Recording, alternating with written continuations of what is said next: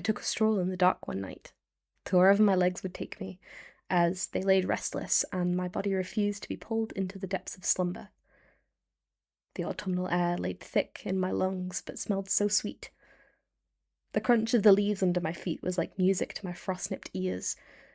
I had no clear destination in mind, but I felt a sort of pull, like there was somewhere I was destined to be.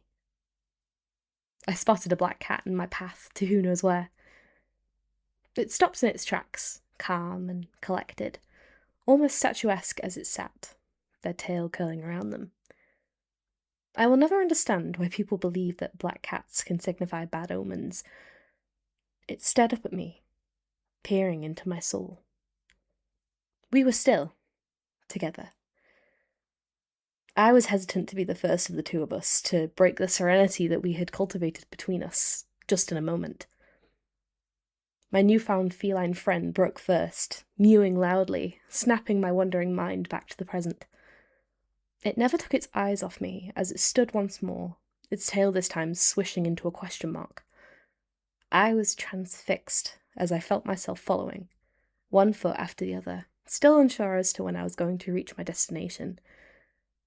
I took a mental note of the ivy crawling up the side of a quaint cottage, one that I had never seen before, despite having walked through this part of town more times than I could count on both of my hands, time and time again. I felt a breeze gently caress my cheek, running its proverbial hands through my hair, pushing my hood back to make its presence felt.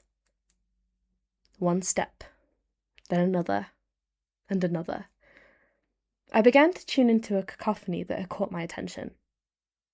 I glanced up for the first time in what felt like an eternity. The previously clear, starry night sky was filled with a sea of reds, blues, greens, yellows, all in different patterns, painting the heavens. I looked down. The cat had stopped in front of me once more.